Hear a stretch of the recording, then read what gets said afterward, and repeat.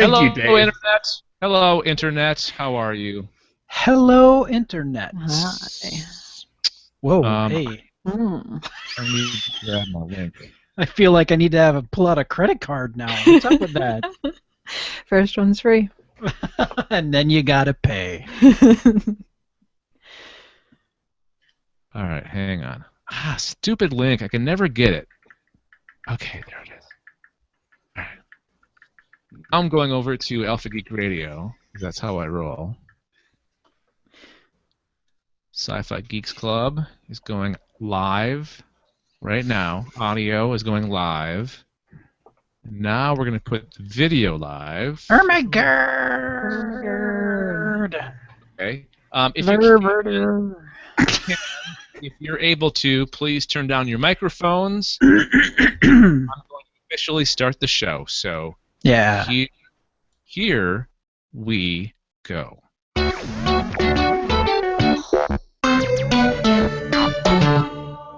This is Alpha Geek Radio. The following is a production of Galactic Netcasts. Attention, Galactic Collective. The SciFi Geeks Club is next. Please, stand by. You can take part in the podcasts by providing feedback. Send a message to galacticnetcasts@gmail.com. Call the voicemail number at 805-328-3966 or leave an audio message directly on our website, galacticnetcasts.com. We also invite you to join the Galactic Collective. All the information and links can be found at gncasts.com/Galactic Collective. That's gncasts.com/Galactic Collective. Now, without further ado, hear ye, hear ye! Another meeting of the SciFi Geeks Club is officially called to order! Hello! Welcome to another production of Galactic Netcasts. I'm Dave Nelson. Welcome, everybody. Joining me on the panel on this final episode of the podcast before we break for the holidays and break for the new year is Brad Ludwig. Hello, Brad. Hello! Corey Scott. Hello. What's up? And Amy Frost. Hello, Amy. Hi, guys. How you guys doing? I'm super. Are we excited for Star Wars: The Force Awakens opening tonight? No. Was that a thing? Just a little independent film. I I don't think think I heard anybody's something about this. going to see it, really. So, yeah, I guess we're the suckers not being able to go see it tonight. It really Right? came down to there was this show that I decided I wanted to be on as opposed to going to see it because we all thought that the theaters were sold out, but they're playing it on so many screens that I could have gone to the 7 o'clock show, I could go to the 8 o'clock show, the 9 o'clock show, the Wow. 10 o'clock, which is completely different from the 7 o'clock show. Mhm. It's dirtier. Late night. Star Wars. Ewok on Ewok action. Star Wars After Dark. No. All that fur. A long time ago in your dirty blankets.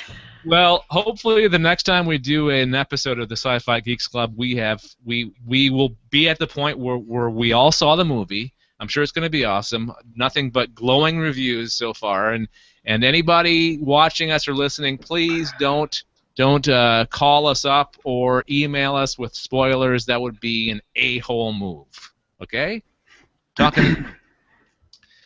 So, our guest this week is the host of the Upper Memory Block podcast and co-host, speaking of Star Wars, of the Star Wars Stacks podcast from Toronto. Welcome to the Sci-Fi Geeks Club, Joe Mastroianni. Hey, Joe. Hey, so I'm supposed to say it's required by law that if you say I'm from Toronto, I live in Toronto, I'm from Montreal.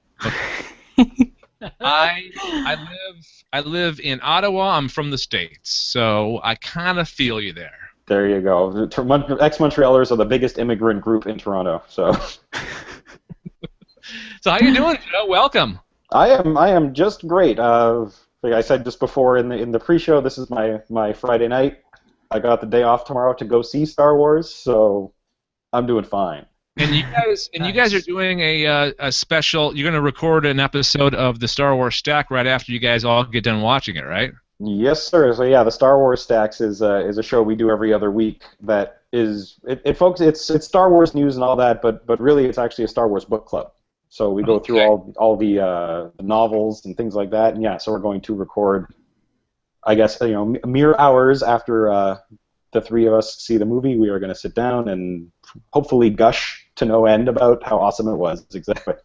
Where can people find that podcast, by the way? That is at swstacks.com. Okay.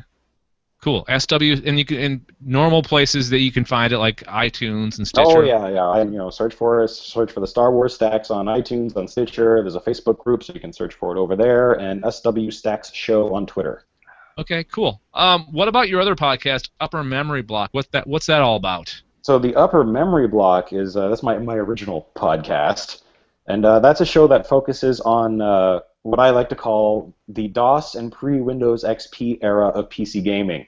Oh. So every episode I focus on a game from kind of that era. So say, maybe like the early to mid 80s up until just about the year 2000. So, you're looking at the heyday of adventure games, simulations, things like that. So, like King's Quest to Mech Warrior to the next show is going to be on Indiana Jones and the Fate of Atlantis. Nice. To stick with Lucasfilm.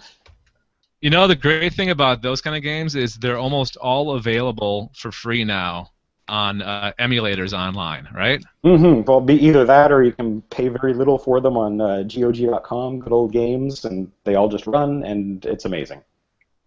Cool. And where can people find that podcast? And that one is at umbcast.com. And again, all the same places. Search for Upper Memory Block, and we're all there. We've got a very, very fun Facebook group for that show where it's quite active. A lot of people, posting news and this and that. We have a lot of fun chats. Cool. And UMB show on Twitter. Okay. I encourage everybody listening to this podcast, all of our 100 listeners or so, to please go out and check out both Joe's podcasts. I could use 100 more listeners. Right? All right. Yeah. There you go. Hey, Joe. 100 listeners, Joe. Hey, Joe. Yep. Have you ever done one on Critters? I have not done Critters as of yet. I've become slightly obsessed with finding that game again, and I think that it's one of those things you can play through one of the services, not Steam, but maybe Origin or something. But I kind of was wondering if you've explored it. No, not yet. And another place to go check is on archive.org, where they dumped that whole big library of DOS games. Yeah, there's some good stuff on there, definitely. Mm-hmm. I'm sure there's some No, there's probably not any Star Wars games, right? Oh, there's tons. Yeah. Okay. Absolutely. You got X-Wing, TIE Fighter, all of the Space Sim ones, Dark Forces, Jedi Knight. I mean, there's a dearth of them. Or maybe I'm using that backwards. Maybe dearth means that there aren't any. There's a lot of them. It's a large breadth. That's it. Breadth, dearth, thing, whatever. Yeah. Whole bunches. Right. That's what happens when I try and talk smart. Well, good thing for you. You're on a podcast that's not really that smart, so no danger of it on this show. Yeah. All right, so let's talk about sci-fi. Let's get into the week's sci-fi news, and it's not all Star Wars related, although I could have theoretically put together a whole episode about Star Wars, but it's mainly like things like spoiler things and stuff like that. So let's talk about other things. There was other news this week, including a new shared universe, guys. Could we use a new shared universe? Yeah, but maybe not this one. I love when Brad does that. It's going to be something that. Okay, I want to, just before we start, how many people here had, hang on, It's Micronauts. Micronauts, G.I. Joe, and Rom the Space Knight. And Visionaries. Oh, okay, that wasn't part of my story. And M.A.S.K. Yeah, here it is. Visionaries and That's M.A.S.K. right. Yeah. I had some of the Micronauts toys, Oh, I totally had the Micronauts toys. and they were terrible. Oh no! Are you kidding me? What did you have? I can't remember the character's name. He was blue. That's all I remember. If it was like the little teeny, just plasticky ones, yeah, they were terrible. But if you got like Baron Karza and the two knights that could interchange pieces with each other, and they had the blasters on the front of their chests, and they would combine with their horses to become like centaurs, or some of the electric ones that you could rebuild, kind of like in a Kinect sort of way. One of which was actually able to be played with in the bathtub. I was young. They were amazing figures, and the stories behind them from the comics actually worked out to be pretty good, but a lot of that stuff, unfortunately, stayed with Marvel. The main characters from the Micronauts comics stayed with Marvel. Same thing that happened with Rom. Rom had a toy, which was not great, but had a huge following for its comic for a while. And the comic, a lot of the things that were created for it are still at Marvel and do not get to travel with it to IDW, who's publishing ROM now. Yep. So I wonder how much they're going to really be able to take from the nostalgia aspect for both these properties to put them into these films and try to find a way to cross them over with these other properties. But ROM, the actual ROM, the character ROM is available, right? ROM the Otherwise- Space Knight is available, although Marvel has used Space Knights since they've lost the ROM license, including Venom became a Space Knight recently. In the Guardians of the Galaxy book. Yeah, they've been trying to figure out something to do with Venom for a few years. Like Venom from Spider-Man. Yes. Well, as I recall, it's Citizen Venom, and it's actually Flash Thompson. Yes, not Eddie Brock anymore. And the Venom character or symbiote came from space originally, right? Right. That was- So he's just going back to space, back from whence he came. Beckenbull. So the question I have for you guys is: will this work as one shared universe? Like, do they sync well together? Are these the type of characters that will work well as one shared universe? I mean, to me, they all just seem like groups of people that have like vehicles that they get in and they fight. So I don't know. I guess they can make it work. And they all have toys. They're all based on toys, right? This is the thing. I mean, at the end of the day, this is like a huge money grab, right? Realistically. Yes, absolutely. The only one that doesn't really seem to sync for me is Visionaries, because it was guys with magic staffs that had holograms on them. That was the whole thing of the toys. They're like the don't know where wizard that part of the team, you know? Yeah. But you can make a case for the Micronauts and the Micronaut universe, which is basically super microscopic, like what they did in Ant-Man. Ant-Man kind of went into the microverse at the end of his film. So like little bitty Transformers, if I remember right? To have a degree, yeah. So I mean, you could make a connection of them being inside the Allspark, which I think was once called the Matrix in Transformers. Mm-hmm. You could make there has been a crossover before in the figures. They made a Matt Tracker, who was the leader of the M.A.S.K organization. They made a Matt Tracker G.I. Joe figure, and having M.A.S.K be a spin-off of G.I. Joe using technology taken from the Transformers, very easy to do. Very simple to make those connections. The Transformers movies by Michael Bay have already had soldiers in them that seemed so similar to G.I. Joe, it was a wonder why they didn't just use G.I. Joe at that point in time. The question is can they make these movies good? Funny that you would mention the Transformers, because they're going to use the same model as they have had done. Have had done? I don't know if that was right.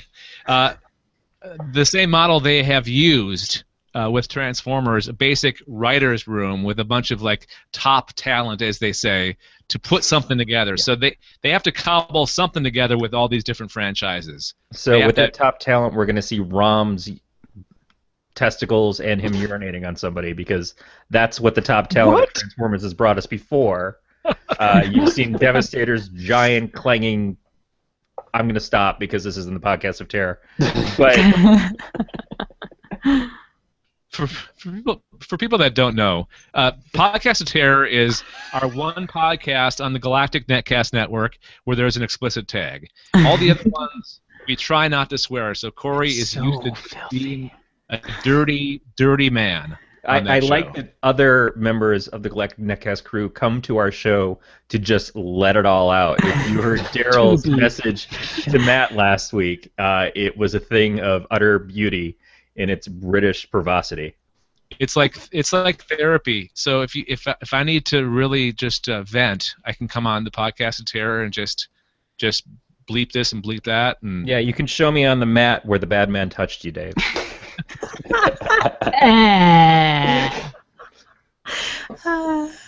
All right. So before we move on to the next story, are you guys excited? I mean, I know this is like they're forcing all these shared universes on us. So do you think it could work? I mean, anything could work. Yeah. Theoretically. Hypothetically, it could work, right? It just needs the right people and the right concept. Right. I want a good Micronauts movie before I want a Micronauts crossover movie. Same thing with the ROM. But the same thing with most of these licenses that have already been used. I would rather get a Transformers movie that I'm excited about instead of concentrating so hard on trying to make everything else fit in these other ways with properties that they never fit into. The only things that have had crossovers really have been G.I. Joe and Transformers. Mm-hmm. And it was amazing when it was first happening, but there's a reason why they've been separate entities all these years, because there's only so much you can do to make that exciting. You still have to tell good stories. Maybe they should take the Marvel Netflix model and maybe find an online streaming movie service and do it that way, because it seems like they're doing it right. I would geek out like mad for a Micronauts cartoon, because that never happened. And that was one of the things that I think was a universe that needed to be explored. What was remember about the Micronauts? Just the smell of the plastic that they were made from. Oh, yeah. Still remember that smell to this day. I'm going to have to look up some of these, because I think I was too old for some of these properties. I was too young for a bunch of them. I was big into G.I. Joe. I was big into M.A.S.K. I knew what Visionaries were, and then the rest I didn't really have a lot of interaction with. I think M.A.S.K. would be pretty cool. I mean, I was a huge fan of Matt Trekker's was a Flying Camaro. Yep. That was pretty awesome. I loved that thing. All right, well, let's move on to our second story. Are you guys worried about spoilers now that people are actually seeing Star Wars: The Force Awakens? No. I'm surprised that, like, you have all your friends and stuff on Facebook, whenever say, I'm going dark, I don't want to see anything, I'm staying off the internet. I haven't stayed off the internet, and I haven't come across a thing. Okay, well, in case it gets bad, there's an actual tool for this. Are you ready? So there's a Chrome extension that you can add that will block everything mentioning Star Wars. And if you were to implement that right now on my feed, there wouldn't be anything left. There would be nothing left, because not only do I have friends that are geeks that are watching it and talking about it, but I follow a bunch of like comicbook.com, Blaster, IO9, all these like big like sci-fi sites. So none of that's going to show up. It'd be a very, very blank Facebook feed if I were to implement this. And that's the thing. I still want to see stuff about Star Wars. I want to see, people's reactions. I want to see things like that. I just don't want to know. I just don't want to know what the movie's about. Yeah, I'm just afraid that, because there's sites that I follow on Facebook that regularly, in their like description, will spoil just not The movies Walking Dead. Yeah, Walking Game of Dead. Thrones. There's been like Star Wars leaks that have come out that they've spoiled in their descriptions. I'm like, really? Do you really have to do that in the descriptions of the story? That is a big reason to stop following those sites, though. Why give those people the clicks if they can't handle, protecting the fan base to a certain degree? If they choose to simply go out there and spoil everything for people, then they're not the ones that you want to visit their sites, and you don't want to advertise them to your friends either. Comic Book Resources, that's the site, by the way. Yeah, well, shut up, Comic Book Resources. It's like the one time you don't use clickbait headlines. Like just leave it at we found out something about Star Wars, and you won't know. You'll freak out when you find out what it is. Like that's good enough. That's vague. Yep. I hate those usually, but for this it's fine. So this, what is this called? This extension. I can't find it on the story for some reason. The Force Block. The Force Block. Okay. Ah. So you can Clever. choose to bypass the warning and visit, or even like have a whitelist of sites that you want to be excluded from this. So it's not like all or nothing. You can actually customize it a little bit if you want. It is a Chrome extension, so it doesn't work if you're not using Chrome as your browser. I wonder if there's similar extensions for like other browsers, like Firefox.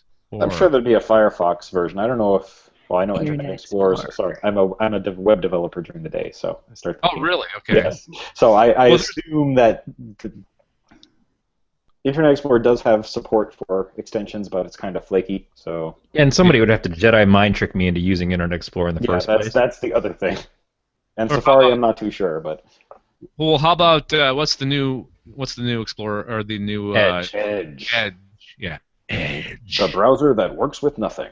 That is supposed to have just changed, or they're implementing the changes on that. It's starting to grow past what it started out as. There's also things like Facebook Purity that you can get as an extension that will allow you to hide certain content from your Facebook feed. Anytime it sees certain keywords you can feed it, it will attempt to block those out. It's not always 100% successful. It depends on if they're actually mentioned by name. Like I've got Trump blocked, I've got Kardashian or Jenner blocked. I haven't blocked Star Wars because my friends are people.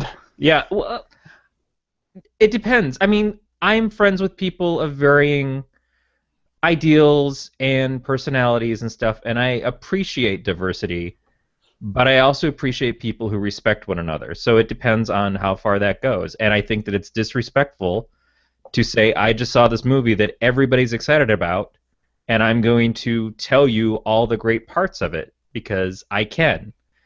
Just like it sucks for every time that people are watching their season of Game of Thrones and they're excited about that, and somebody says, well, I read the books, and this is what happens. Well, that's great. You got to enjoy it the way you enjoyed it. I'd like to be able to enjoy it the way that I enjoy it. Yeah, they do that with The Walking Dead, too. All the time. Corey, repeat after me. You look them in the eye and you say, very proud of you. And then you move on. This happens in the book. Very proud of you. Now, here's another one. Good for you. Good for you.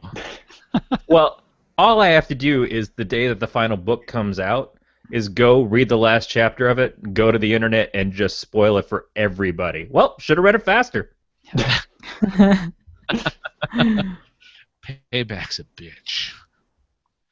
So are you guys going to implement any of these safeguards? The safety precautions? Nah. No, I'm good. I survived so far. I only have to wait till tomorrow, so. Yeah. I have to wait. I'm going Saturday. I don't mind being spoiled, honestly. Oh, I forgot to ask you guys. When are you all going to go to the movie? I know, Corey, you talked about going like Sunday or Monday, right? Well, Sunday, I think we're recording Podcast of Terror. I may go Saturday since it's between shows, and I've now been told by the wife that she doesn't want to go with me unless it turns out to be like Guardians of the Galaxy, where I see it and it's amazing, and I make her go with me to see it again. Okay. Amy, when are you going? I might not go. What? I know. What? I know. You're off the podcast. Ever? You're off. I gotta go, guys. See you. Thanks. It's been great. Amy has a life outside of the show, Dave. I think she might just be busy. No, I hate going to the movies. I hate it. And since my interest in Star Wars is really more with the mythos than any of the actual implementations thereof. For me to force myself to go to a movie, see what I did there? Accidentally. That's rough. I don't know. I didn't mean to. Maybe in a month, when things Yeah, you start. know what I mean? Like when it's quiet, I'll go on like a Tuesday afternoon. Yeah. Nobody there, and I'll be like, all right, thank When you. the theater's hermetically sealed. You just don't like to be surrounded by the unwashed masses, or? I do have. They have a theater near us that has a Lux level, where it's only like 2 seats together, and it's 21 plus up on the balcony, and you can drink. So, I mean that sounds pretty viable for me. I could probably manage that. Plus, you can get wasted. Yeah, It's either a way. good movie no matter what if you get wasted. Yeah. Be like, whoa, And, space. Brad, you're going in a couple weeks, right? Yeah, thereabouts. Yeah. I would like to take Alex, but with crowds being what they are, he would not do well with that. So definitely going to wait a couple of weeks. All right. I think we all have a different degree of when we're going, so that's good. The real question is, when are we all going to go see Point Break? That movie may not be coming out. It sounds like. Oh, No! oh, never. Yeah, that's the prayer, is never. Well, I think the studio is they're getting cold feet. Cold feet, am I using that right? Yeah. Yeah. All right. It comes out next week, and I'm sure that people are still going to be going to see Star Wars: The Force Awakens next week. So I'm thinking that I think they're double thinking what they're. I don't know. We'll see. We'll see what happens. Yeah, they're in trouble going up against a juggernaut like that. Yeah. Let's talk about some other coming attractions. A movie that was. Let's talk about some trailers that were released this week. Okay. How about Star Trek Beyond? Did you guys see that? See the trailer for that? I saw the German one, and then I saw the English one. I think the German one was actually better. Well, at first I was kind of like, is there like, is this song playing in the background in another tab or something? Right. What's going on here? Because it also sounded like tinny and like off in the distance. I was listening to another podcast, and they were confused by why that song was in it. They never mentioned once that was the song that young James Kirk was listening to in his stolen, in the car that he stole. What was his? It was a Corvette. Father-in-law or stepfather's? Yeah, stepfather's Corvette. Yep. Yeah. And that's they didn't make the connection. The podcast that I was listening to. So that's a throwback to that moment. And I think they're actually listening to the song in the ship that it looks like they're commandeering or trying to steal. So it's an actual perfect thing to bring in again because it looks like they're stealing a ship. And that made sense afterwards. And to be perfectly honest, I really enjoyed the trailer. I did. And I'm probably as big a Star Trek fan as I am a Star Wars fan. And I can't say I disliked the new movies. I really liked the 2009 one. Into Darkness was it was a fun movie. It wasn't a great Star Trek movie. But I don't know if you guys heard Simon Pegg talking at the UK Force Awakens premiere. He was kind of asked about what he thought because he co-wrote the thing. Mm-hmm. And he basically said that he wasn't too pleased with the marketing department. That they basically they made an action-packed trailer that isn't really representative of the movie. According to him, there's a lot more Star Trek-y type stuff in the movie. There's character, there's planets, there's aliens, there's intelligence. Oh, the trailer is straight up just people jumping or being thrown or falling. I couldn't even count how many times somebody was going off the ground in some way. I think it's the Star Wars effect. I think they're trying to bring in the spirit or the energy of a Star Wars type movie with the first trailer for Star Trek Beyond. It actually reminded me of Guardians more than anything. Yeah, absolutely. The music being played in the ship reminded me of Guardians just right off the bat. The fact that they were doing that, and I don't think that's a bad thing to advertise because Guardians was a big hit. I do agree it's it doesn't feel very Trek, but it did look fun, and I was burnt by Into Darkness terribly, and I watched this, and knowing all the things that are wrong with it from a Star Trek fan perspective, I still kind of liked it. Just for the moment of Bones saying, well, at least I'm not here by myself, Yeah, and then getting screwed again. That is so perfectly Bones, especially Yep. that it was that Spock with him. I thought that was great, and I don't mind a trailer that doesn't tell me the whole story. Yeah. And this told me no story. Right, though I wouldn't mind if the trailer gave me, and maybe it is a more action-packed movie. I do like it when a trailer gives me a bit of the tone of the movie. Well, isn't Idris Elba in this?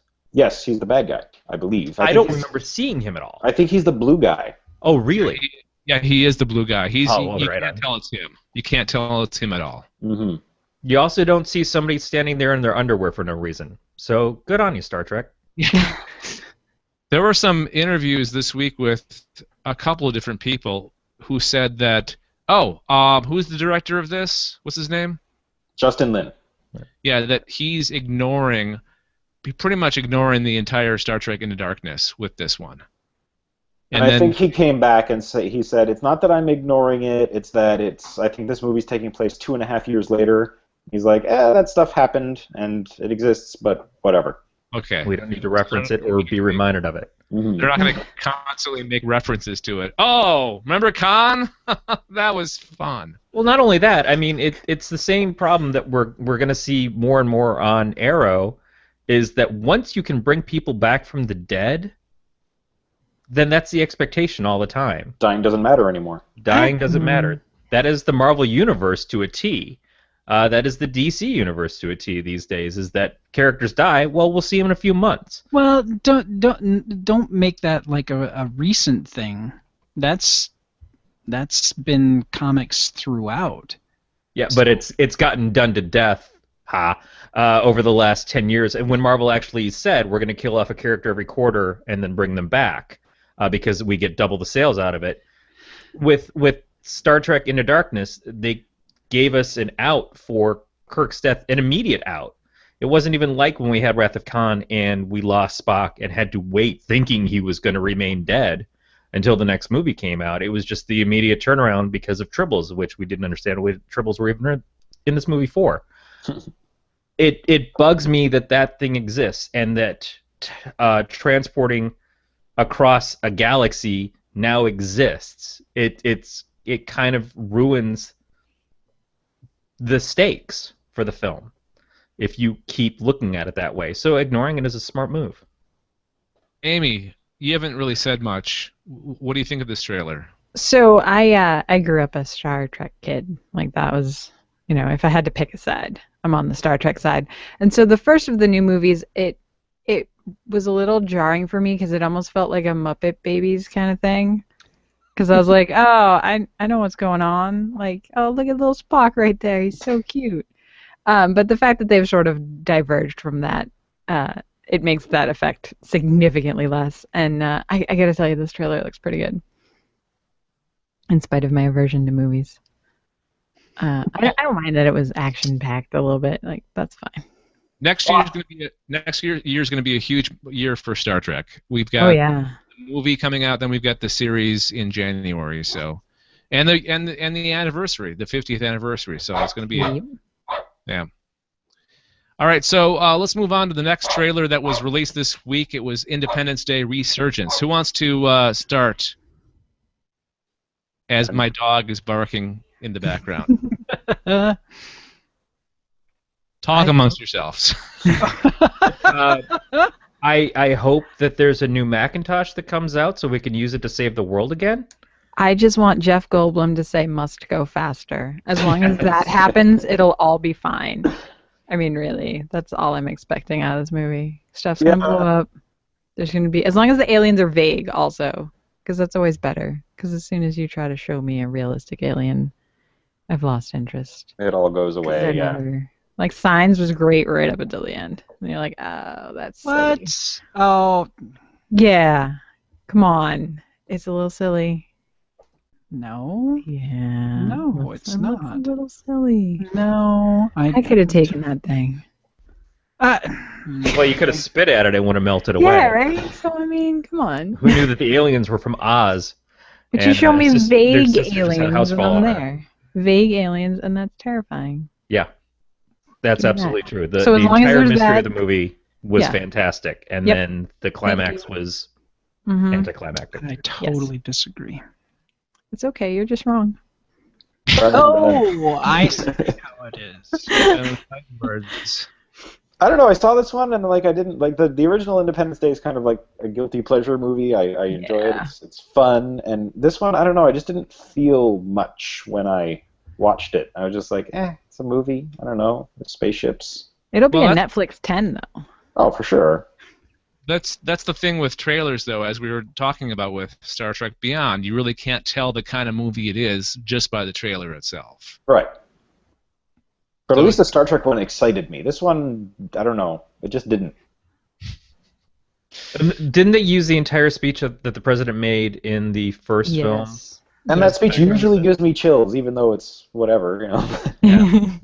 And here it was just like, okay, they're using the speech, and I don't know, it's just like the visuals just didn't do it for me. And I know Will Smith didn't come back, but then they got like, you know, younger black guy to replace Will Smith. They've got a couple of younger actors, which is kind of necessary. But I was just going to say, they used the president's speech. Isn't that much like how in the first teaser trailer for Star Wars they used Luke's speech? You know, I'm a They're Jedi. still- My father was a Jedi. You know, it seemed like they were kind of maybe capping that a little too much. I think so. Because that Star Wars that's the trailer- quintessential moment of that film. Mhm. If No, you the were to- quintessential moment is Randy Quaid going up into the ship. Screw Yeah. Randy Quaid's a fucking kook. No, That's what I'm saying. It's the president's speech. If you were to wrap up that whole thing, the president's speech is the most memorable part of that film. So it makes perfect sense that it's been umpteen years since, you know, it's not like a 3-year span of time has happened between the previous movie and this one. There's been a great deal of time. So it makes perfect sense that they would want to pull in something, the most memorable moment from the first film. Do they still make like great one-liner movies? Like, you know, you're thinking Independence Day is full of great one-liners, like, you know, things like Big Lebowski and stuff like that. I don't feel like these days movies are as quotable. No, I think you're right. That's sad. Well, I think it depends on what you're quoting. I can't tell you how many times people just quote the line of Cap from Age of Ultron saying, language. Like that, I think it depends on what you're really hitting for. Are we getting lines like what Arnold Schwarzenegger used to do as Mr. Freeze in Batman and Robin? That level? Probably not, and maybe that's a good thing. He had to split.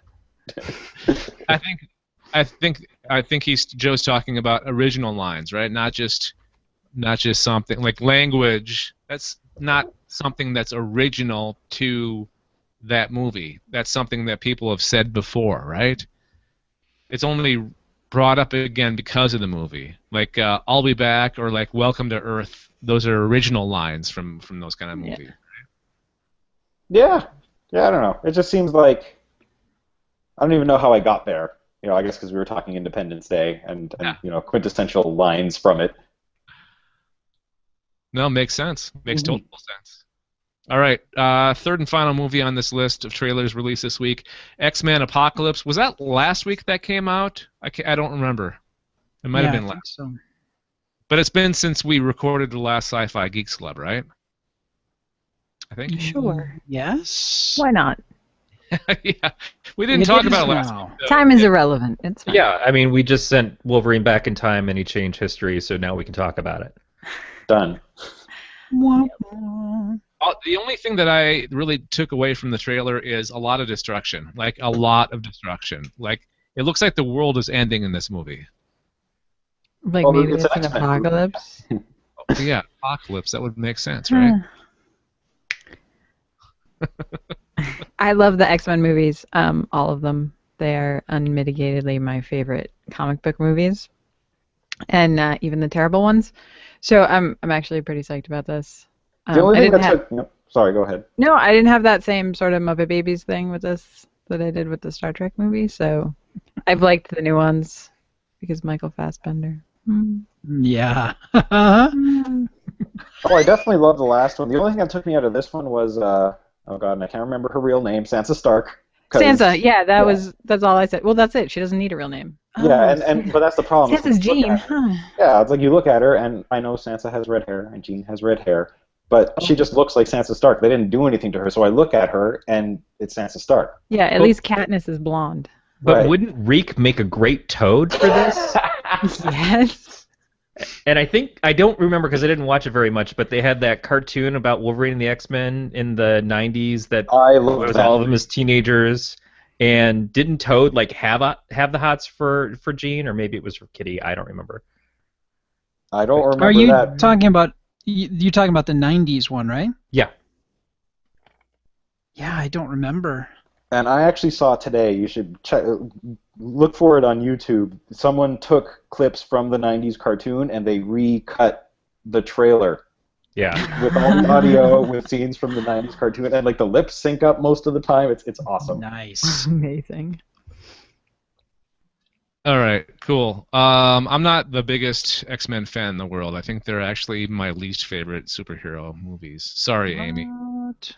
I have a It's problem not with them gonna be because there's a purity level of being an X-Men fan from the early 80s on, and my expectations of what an X-Men movie should be.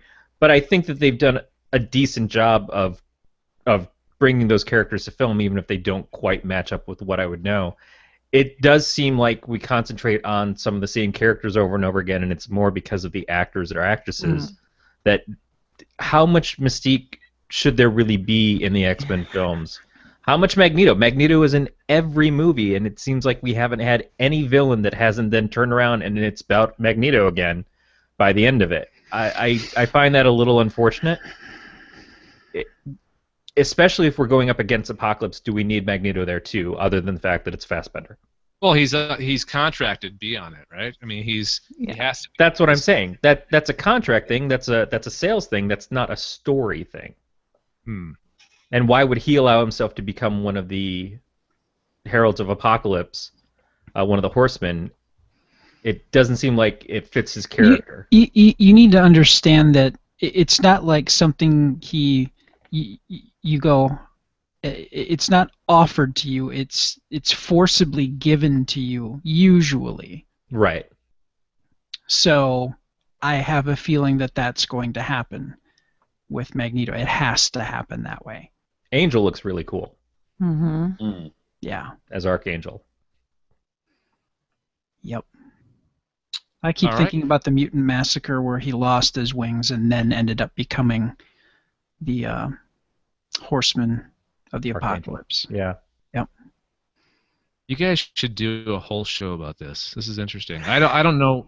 I'm serious. I don't know that much about X-Men. I mean, I know the main characters, but you guys are like uber comic book geeks. I'm just kind of like, I know a little bit of this, a little bit of that. And there's such a shortage of them doing podcasts. I'll just walk downstairs and reach into get a fistful of my 6,000 comics I have in the basement, and we'll just do a podcast. That's a great concept, actually. You know, let's dig in Brad's box. Oh wow. You're the Switch shows. Oh, that took a turn. Yeah, you And turned. I wasn't even the one who did it. Which made it even more disturbing because Right? I don't. Yeah. I'm not feeling that at all at any level. You know, names optional. You know, we don't need to do that. I have 1,000 comments that I can't use on this show. All right, so I had the last story of how much money The Force Awakens was going to make. Let's just skip over that because we know it's going to. All of it. The answer is all of it. All the money. Yeah, I have a bet with. So there's a guy at work who's a huge comic fan. He's a huge DC fan, and he's convinced that Batman vs Superman is going to make more than Star Wars. And Horrible. no way. There's no way. He's losing this bet. Yeah. I think they adjusted the what is it, the interest rates or something like that this week. They added a 0.25%, and I think that's strictly because of Star Wars. I wonder what this movie's doing to the economy too, because it's affecting productivity, right? A little bit. People I've been useless this week. Like literally, I've been useless at work this week. I'm a wreck. I'm IT. I'm always useless. I don't know. What you're talking about. So let's move on to, before we move on to the big question, which is from Corey Scott, by the way. Classy guy. We would love to get your feedback on the stories that we're talking about. Brad, how can people do that? I don't know. They can do a thing. Oh, listener feedback. Hey, we have a new email address. Yeah, I'm excited about that. New email address. I know. All of our shows get a spiffy new address, and the address for... And you get a new one, and you get a new one. Dave was like the damn Oprah Winfrey of the Galactic Netcasts network.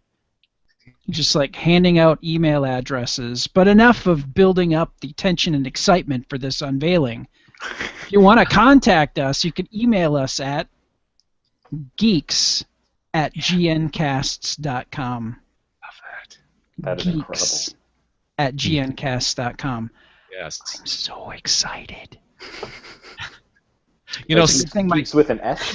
It's a good thing my camera is only pointed up here, because it would be very embarrassing. You can call our voicemail number, too, moving on, at 805-328-3966. Again, 805-328-3966. And you can text us at that number, too. There may be fees that could be applied. Check your particular calling plan. But, you know what? A couple of options there. I would love to get some non-spoilery Star Wars: The Force Awakens reviews from people.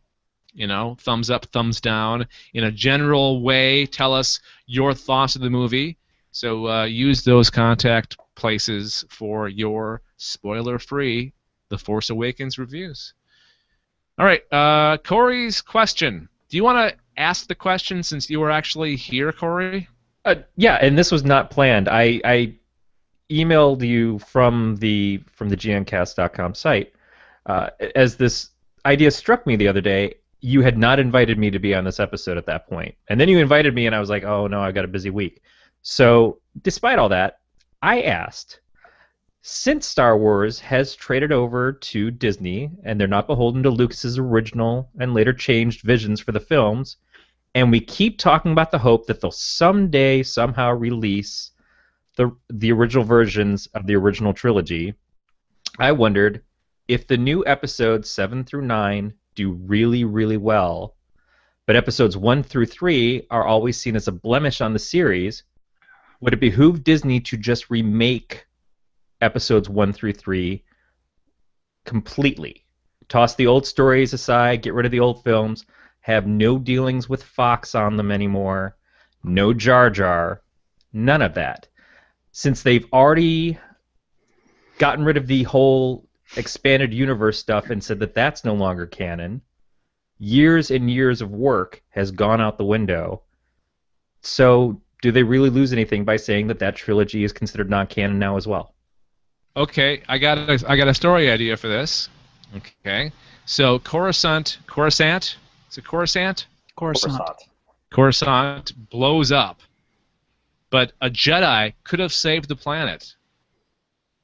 And Boo! explosion, some kind of wormhole forms, sucking in the Jedi and a ship from the Empire, and they. Doesn't sound good to you guys? The Jedi have pointed ears. The key word in that was sucking.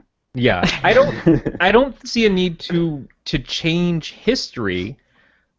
I just say let it go. You know, just dump it.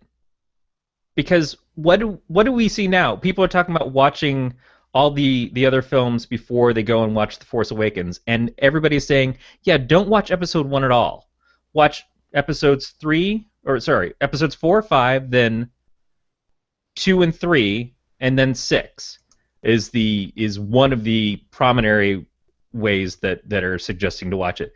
Never watch The Phantom Menace. Yeah, because then by the time that you find out that Luke's father is Vader, then you go and you tell Vader's story as Anakin, and then you go and you finish off the original trilogy. Why? In Because God's they name. find that it's a little more compelling. Because I can tell you what, if it came down to just watching, if I had started watching the original trilogy, and that was all I knew about Anakin Skywalker from the beginning, I would hate it. I think that character was kind of destroyed a little bit by how he's portrayed in those prequels. Yeah, I agree with you, Corey. No, not even a little bit.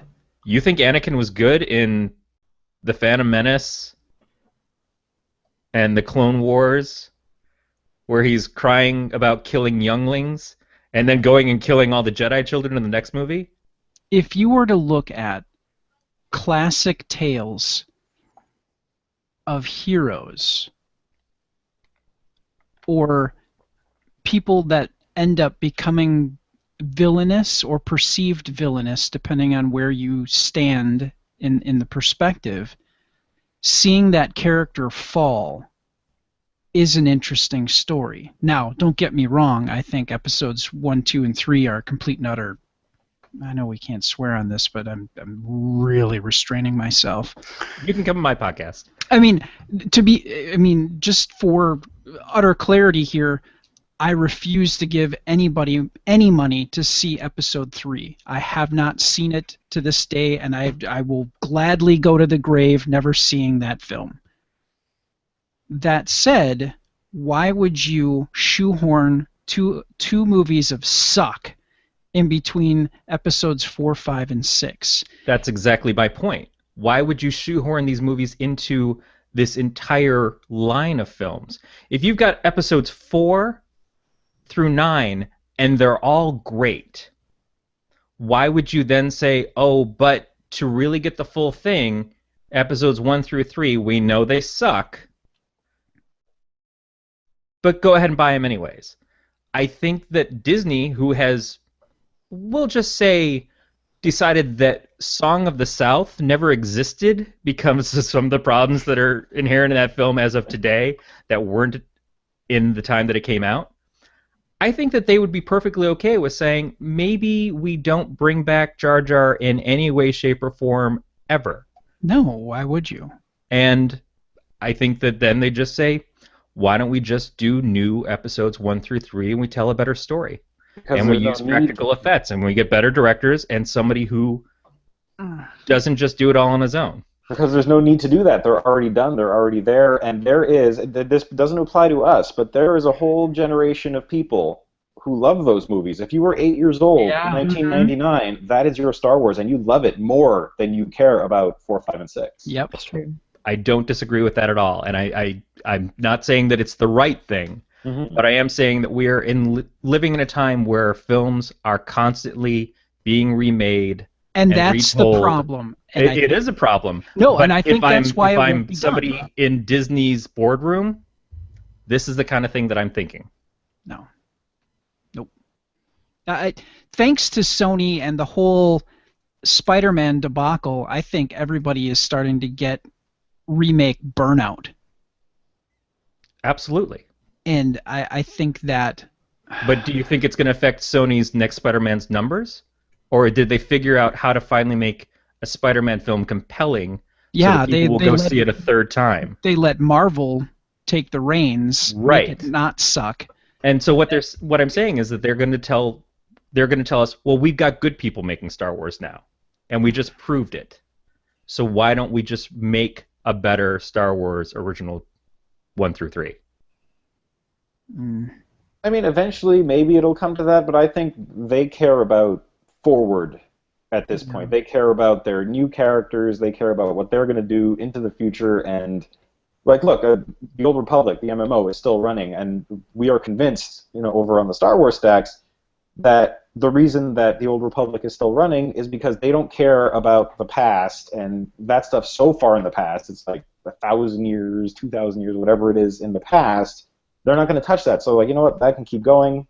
It's making money. I don't know if they're getting anything out of that or they're not, but that's what I think. They're looking to the future, and everything that happened in the past, they're just going to leave it be the past. I think these characters like Finn and Rey are going to be really compelling characters, and I hope they do more with those characters outside of the next 3 films. I hope they get a chance to explore those guys a little bit more than just as part of the Skywalker family. Well, the other thing is that I hope they get the opportunity to do what the original cast got to do, which is we did our 3 movies and we went off and made big careers outside of Star Wars, but then 20, 30 years down the road we get to come back and maybe pass the torch. That would be cool. That would be very I cool. like all the side stuff that goes along with it too. Like the Clone Wars is probably one of my favorite Star Wars, iterations, and so that does depend pretty heavily on the first 3 as it is. So, I'd hate to lose that. They are fairly terrible though, but even just recutting them would be an improvement. Yeah, and there's been recut versions on YouTube, right? Yeah. I seem to remember. Yeah, seeing... didn't Topher Grace put together a recut? Seriously, and it was like a big deal, and he would invite people to come over, and it's not anything that he could ever release, but he like re-edited the film, and I think he might have done hang on. It's like his version of the clown who cried. See, that's where I started, though. I started thinking, well, what if they redid the original trilogy and put practical effects in to kind of make it match up? And I said, but then it still wouldn't replace or fix the wooden acting from Hayden Christensen and everybody else who were actually good actors who were going up against green screens. Hold on. If you want to tell me that Mark Hamill gave an Academy Award-winning performance, you're full of crap, mister. Academy Award-winning, no, but better than Hayden Christensen by far. Oh my God! I'm gonna go to Tashi's station and buy some pounding burgers. You know what? I hadn't seen episode 4 in a long time, and I couldn't believe how whiny he was. Oh my God! Absolutely, he's a whiny kid. Star Wars universe, but I still think compared to Hayden Christensen, who couldn't emote anything, I love he you. was far better. It hurts my soul. Okay. Yeah. I just got the info. It's Topher Grace recut episodes 1, 2, and 3 into one 85-minute film that is actually, like, people think it's amazing what he did. And, like, cleaned up a lot of garbage and made it actually watchable. And he screened it publicly only once. So at best, what you're saying is that instead of having these 3 films redone, we should just make them 20-minute videos. Yep. I could go for that. Let's get it. Realistically, it should be. So we argue a lot that episode 1 could be 30 minutes at the beginning of episode 2, and episode 2 probably doesn't necessarily need to exist either, and episode 3 should have been 2 movies. Well, everything should, like, ignore midichlorians, the Senate, most everything. I keep thinking about these movies and like shined, right? He was awesome as a member of the He created the Empire, basically. Yes. I actually thought the midichlorians thing was a little bit brilliant. Like, I give it a pass because in a way it makes sense to me that in 4, 5, and 6 the Jedi are gone. People don't know anything about them, and in the past there was an explanation, and everyone knew about it. There was science behind it. Exactly. That is what the movie, the prequel should be about. Is about the Jedi, not the whole Anakin Skywalker story, because we know that story already, right? That's kind of what I always thought it would be about. Is that it wouldn't, and that's what we're seeing with the new movies, is that it's not just about Luke and Leia and Han. I mean, they're in it, but it's different character stories because it's a universe. Mm-hmm. You know, there's so much going on. There's so much to draw from. It doesn't have to be just one family line. I appreciate the fact that we got some background on Vader in the previous times, and Yoda and Obi-Wan, but it didn't need to be that story. And the only thing I agree with you, Brad, and this is all speculation and not even something that I necessarily want. but I thought it was something that seemed kind of possible. But I agree with Brad that telling the tragic tale of a character and his downfall and how he goes from being good to evil is a compelling story. Possibly. They just didn't do that. They gave us a non-compelling character to begin with and then showed him go to the evil side without even really explaining well why he did. He just kind of got suckered. So, and if you want a really great fall from grace Star Wars movie experience, read the novelization of Episode 3. Because it takes its time. There's a lot of stuff in there that can't remember if it was actually shot or it wasn't shot for the movie that was cut out for editing or because Lucas thought it wasn't fun or whatever. Like, people argue that in Episode 3, Amidala was a useless character. She basically turned barefoot and pregnant and horrible from, her, I don't want to say she was necessarily awesome in the previous movies, but she did stuff. And in the novelization and in the original script, while all the other stuff was going on and Anakin was falling and all this, she was going around and fermenting rebellion. She was there was a whole scene where she goes to meet Mon Mothma and they have a conversation. She brings Jimmy Smits in, Bail Organa, in on things. That's why he's involved at all, because they have a relationship, and that is all removed from the movie. And so there's a lot more, and there's more strife and conflict within Anakin, and so, yeah, Matthew Stover, I believe, wrote it, the novelization of Episode 3. If you're looking for something to read, give it a read. It's a much better telling of the movie. But is it still in canon?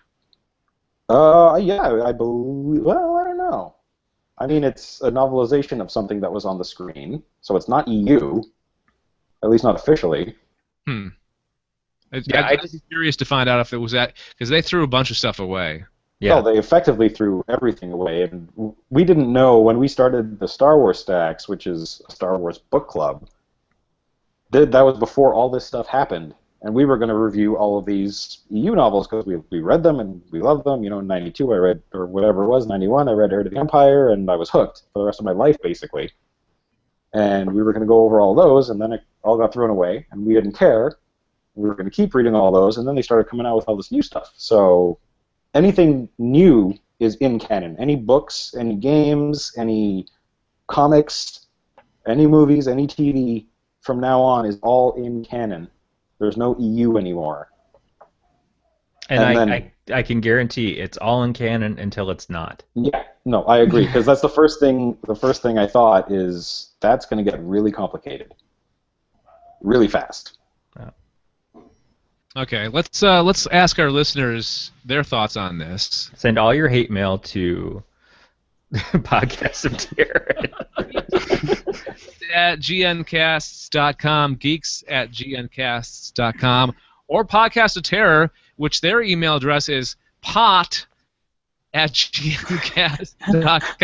And I'm sure you all think I'm taking the pot right now. That's fine. Yeah. No, we'd love your thoughts on this. What do you think? Do you think they should remake the prequels? Is it a good idea? Bad idea? Or do you have another idea of what they should do? Let us know by your feedback. Also, on our website, gncasts.com, don't forget to join our little community called the Galactic Collective. It's our inner circle of Uber fans. You guys get to decide or help us decide the future of Galactic Netcasts with a very, very small recurring monthly donation to our Patreon account. Just go to gncast.com. As little as $1 a month. That's all we ask, and you can help decide what we do in the future here on Galactic Netcasts. In the future. In the future. In a world. All right, let's move on to recommendations. The stuff that we watched, listened to, read, played this week related to sci-fi, and I wanted to do something Star Wars related, and I just happened to run into this. It's the Star Wars The Force Awakens holiday special. Oh, Lord. Who here remembers seeing it on TV the first time it came out? Oh, I do. I have it. I have it through because I got the original versions of the first three Hey, Dave. Dave. somewhere. They fell into my. I came into possession of them, and there's holiday. I haven't watched it yet. I've never watched it, but I. Dave. Yes. Dave, your bandwidth Hello. seems to be getting sucked up or something. Am I fine now? Can you hear me now? You seem to be stabilizing a little bit. Yeah. Okay, so you can hear me now. A bit better than before, yeah. Okay, all right. So what I was saying was the Star Wars The Force Awakens holiday special. This is a Funny or Die, I think. I believe it's Funny or Die video. Oh, I know what the problem is. I opened a new tab on my browser. Hang on. Let me just close that. It should be better now. Dave, now's not the right time to donate some of your bandwidth to SETI. Turn off BitTorrent. So this is just basically, I think, a 10-minute long homage to the original holiday special. And the funny part is they keep on saying in this holiday special that this is all stuff based on rumors and what we kind of know about The Force Awakens. So it's like these characters and it's Kylo Ren. We think Ren is not a name but a title. And there's 3 different BB-8s. There's the main BB-8, then there's like 2 other ones, and then there's a droid that's basically a boxed version of BB-8, where you know how the head kind of rotates along the ball of BB-8, and this is just like a smaller box on top of a bigger box. Who was it? Who was the actor in? Because there's a well-known actor in it that plays a bartender, and I forget who it is. That's B. Arthur? No, not B. Arthur. Can somebody open that in the link? original? Can somebody open that link? Because obviously I can't. And tell me the person that's in this, because it was really funny. Oh. There's a lot of like big-time actors, or not a lot, but there's a few people that stop by, just like a typical holiday special. Hey, it's so-and-so playing the character of what's-his-face. It's really it's worth the 10-minute watch. It's the spirit of the original holiday special, but updated for the new movie. Oh, okay. We think we know about the movie. That's the premise of it. It's all conjecture. We're not sure what the new movie's about. So it's all like, we think this character does this here. Oh, is it Jason Alexander? Yeah, Jason Alexander. Okay, He plays that's the right. bartender at the cantina. It's really Outstanding. So we'll put the link in the show notes. I highly recommend that you guys check it out. Preferably before The Force Awakens, because it may spoil it for you from the things that they think is going to happen in The Force Awakens. I don't know. Wasn't Weird Al's his song about Episode 1? Wasn't that all based on internet rumors? I do not know that. I think that's the case about that. It was kind of like a commentary about, and how different it's been this time, that, we know comparatively much less than we knew about Episode 1 back in the day. Yeah, because there was a lot more spoilers back then, right? I mean, it wasn't part of the trailer. It was just leaked information, right? Mm-hmm. Which is funny, because you'd think that now, with the much more proliferation of the internet, that there'd be a lot more leaks.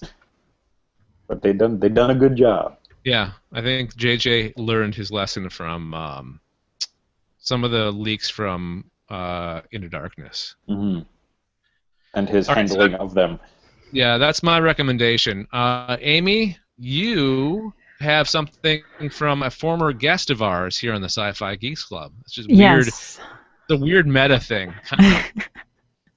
So I mentioned last week, because of last week's show, that I started reading Red Mars. and this has reminded me of my love of space colonization stories, and particularly sort of the political intrigue that comes along with that. Like the whole, needing to grow potatoes is fine, but the whole fact of sitting, basically starting a civilization from scratch, and that totally gets me. So, the internet's own Tom Merritt, you may know from the internet and places such as Sword and Laser, he wrote a book entitled United Moon Colonies, available on Kindle for the low price of $2.99.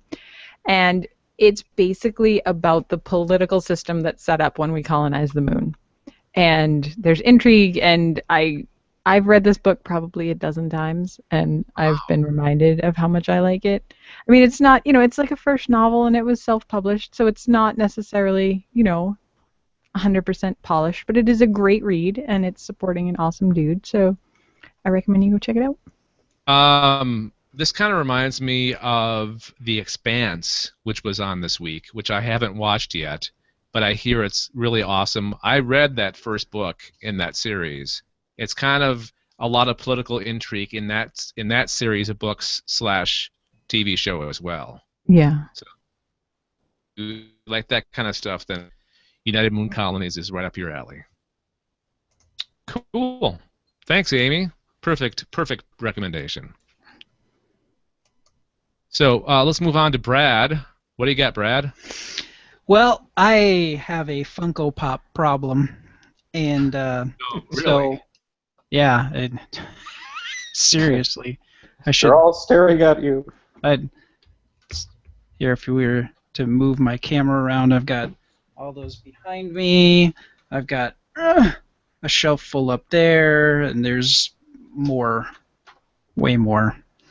Anyways, since Anessa, Alex, and I take frequent trips to the Hot Topic, got to keep my boy in somewhat trendy clothing.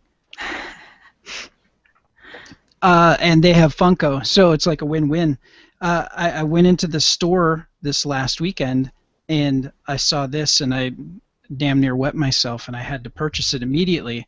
But this is Ant-Man riding Anthony. Oh my God. That's the best Funko ever.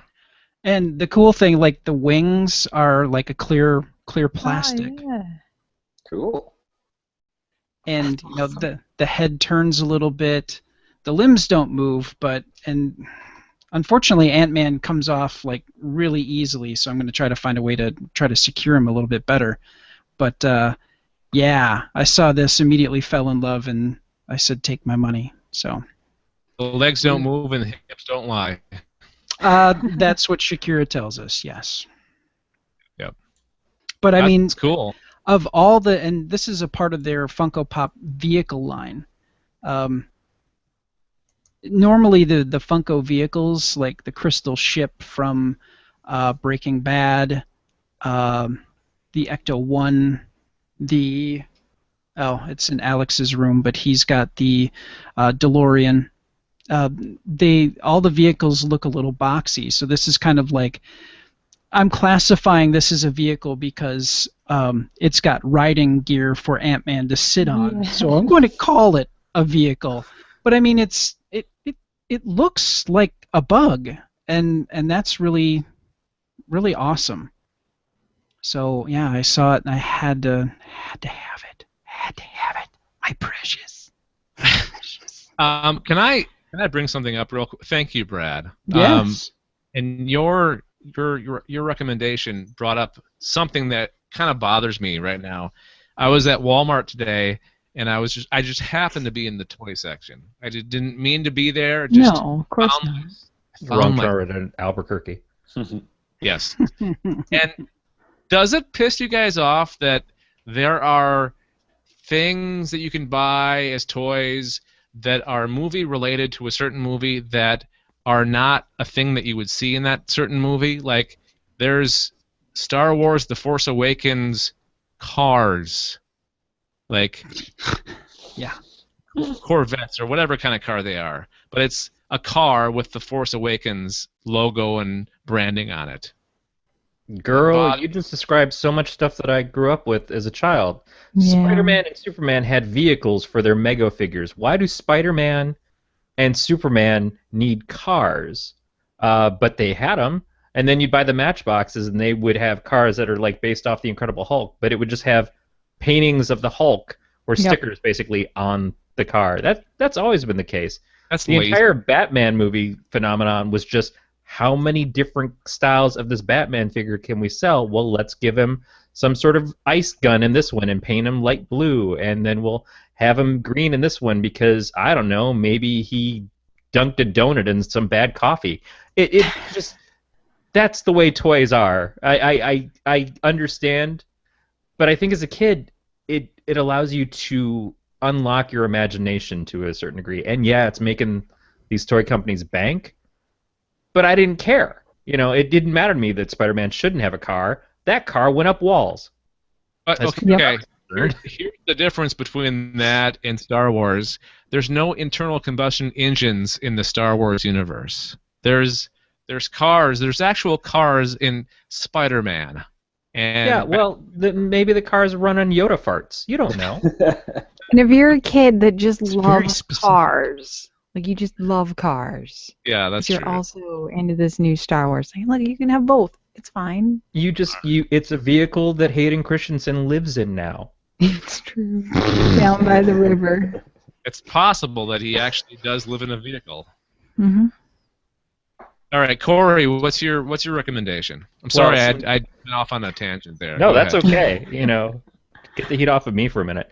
I recommended some comic books the last time I was on, and they were very good. The Paper Girl series from Image, but at $2.99 a pop, they're a little pricey. So I thought I'd go in another direction, and that is right now the HumbleBundle books section over at HumbleBundle.com has a lot of books from Boom Studios, the comic company, and pretty much almost entire runs of several series, including Clive Barker's Hellraiser, Lumberjanes, the Bill and Ted's comic that just came out, Bravest Warriors, who's by the creator of Adventure Time, and Irredeemable by Mark Waid. And that you can offer whatever you want as far as payment for the first level.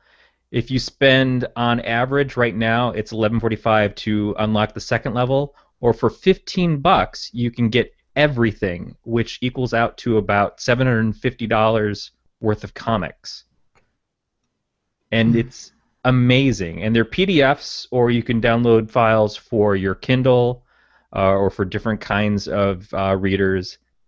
And there's some really good books. I mean, I can't recommend Lumberjanes high enough. Bravest Warriors is very good as well.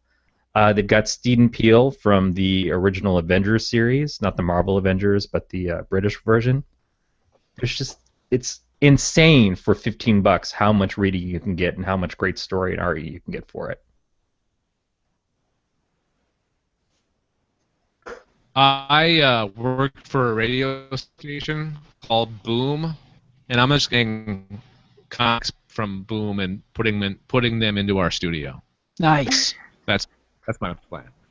Just act like, no, we did this. No, that's cool, Corey. Yeah. No, that's cool. That's awesome. $15 can get you that. That's crazy. I know, Dave, you've always wanted to read more comics. Yes. No, I know that you're being a smartass right now. No, I'm not. I know that you've said you wanted to get more into comics. This would be a way to get a bunch of different series that you can try out. In fact, early on in Corey and I's relationship, Corey sent me actually a package of comic books, which I still appreciate to this day. Thank you for putting me over the edge in the comic book world with your gift to me. Like Amy said earlier, first one's free. Yep. Okay. I guess that's all that needs to be said about that. Finally, Joe. What's your recommendation? So, in keeping with our theme, I'm going to recommend a Star Wars book, Star Wars novel, And it is, in my opinion, the best of the newly released, for now in canon, Star Wars novels, and it is called Lost Stars, and it's written by Claudia Gray. And it's technically a young adult novel, but it's like 500 pages, and it's not. If you think that you're like 12-year-old or whatever is going to read it, then they probably shouldn't. But anyways, it's basically the story of these two people. They are from, it's a guy and a girl. They're from a backwater planet that's been taken over by the Empire before the events of A New Hope. And you basically follow them, the boys, the guys from the city, the girls from the country, and they get into a relationship and all this. But you follow them through their whole lives almost. And they go to the Imperial Academy, they join the Imperial Navy together, and you basically see all the major events of the original trilogy, and then even beyond a little bit into kind of some early Force Awakens time frame, or post-Jedi time frame at least. And it's just very cool to kind of see the girls on the bridge of the Star Destroyer when the escape pod with R2 and 3PO takes off, and she asks if they're supposed to shoot it down, and the commander says no. And that would have stopped all the movies right there.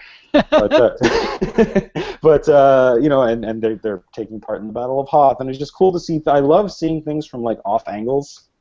So it's kind of like, if you're a Next Generation fan, it's like the Lower Decks, that episode where you kind of follow the junior officers, and one guy thinks Riker doesn't like him, and all that stuff. So very compelling read. I listened to it on Audible. It's a really great product. All these Star Wars books have really great production values on Audible. They have sound effects and music, and the narrators are great. And I could not, I didn't want to press stop. So highly recommend it. That is high praise. High praise. When you described it and you said it was a young adult novel, I thought it was kind of like what Marvel's doing with their films, where they're telling different styles of stories using their characters.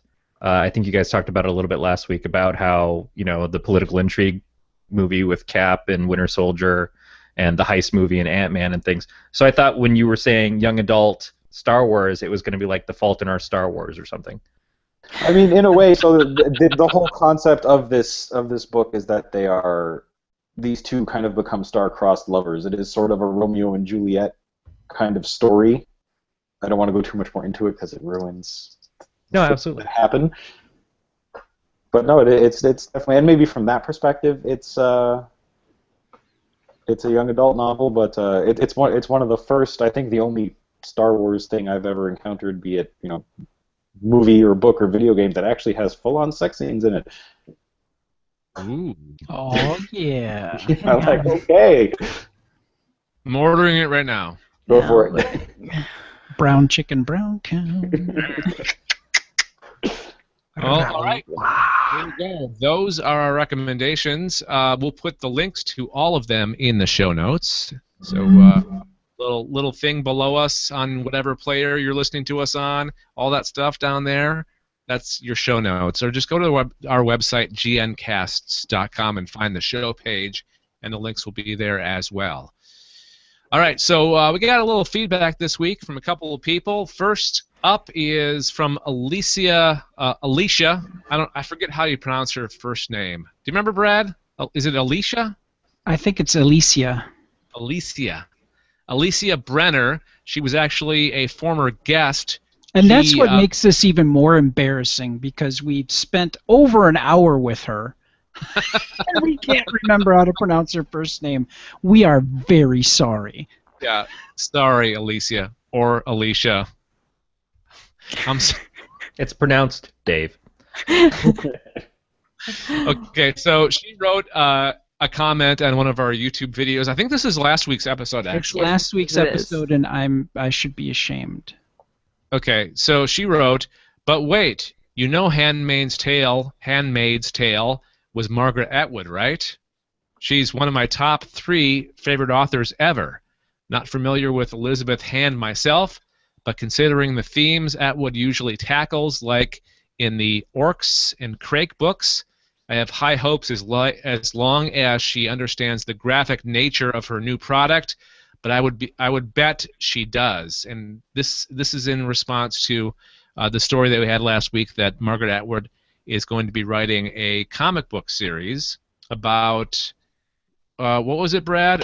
Cat bird man, Cat cat bird, Yeah. Catbird Angel. man bear pig.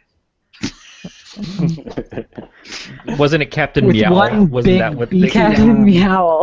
I loved Meow, that. was. So yeah, you're right, Alicia. I'm sure that she's going to do a great job. Was it Brad? Was it you that said? Oh, it was me. And let me explain something. I have a very weird memory. And in my memory, I just make associations with things, and words that I save in my head are close to what they're supposed to be. What does that mean? Well, for example, I was speaking to somebody, and he told me where he came from, and he came from Freedom, Wisconsin. Okay. But in my head, I said, I came back to him later and I said Liberty, and he looked at me and he's like, Liberty? Words, I just kind of, for some reason, just flip-flop things around, and it makes conversations with me very interesting sometimes. And what I ended up doing here is I associated writer, Handmaid's Tale, and Elizabeth Hand, and went, okay, there's two hands there. My brain went, that's exactly what it is. So that's what happened there. So I apologize for my weird memory. So I feel you, Brad. Simpatico. That's kind of how my memory works as well, Brad. I don't think you're alone in that. Okay, I well, do thank association. God. Yeah. Maybe we both have issues. Maybe we're not normal. That's possible. I'm getting older, and it's harder to remember things. Although I do yell at you. Say it, but I do yell at you during the show when I'm listening in my car. I'm like, you can't tell me that you don't remember this. And then I'll get on here and I'm like, I don't know, something with a D. Yeah. Different I can story. remember the Actually, strangest thing. Yeah. And I'll have a conversation when I can't remember. I'll be like, I got to snap when I do that. Or if I'm trying to remember something, I have to hit happens a lot on. Sorry? Happens a lot on... Brad, do you want to do this last bit of feedback since this was sent to you on your personal Facebook account? Yes! So, I really don't make my life private because I don't care. And what ends up happening is a lot of our listeners can end up friending and talking with, and I think Dave's the same way too. And I received a friend request a couple weeks ago from listener Charles Salter, and I said, yeah, sure, why not? And he was very, very nice. We had a nice conversation, and long story short, he was very gracious and said, I look forward to your SciFi Geeks Club podcasts. You guys are the best. And I said that he was too kind, and thank you for listening. So, yeah, we really appreciate that. And yeah, if you friend us, we'll probably end up talking to you. if you talk to us, we'll talk to you too. So we're very lonely people as well. Well, not that lonely anymore. We're bored people. Let's just leave it at that. Yeah. I don't know what I'm trying to say.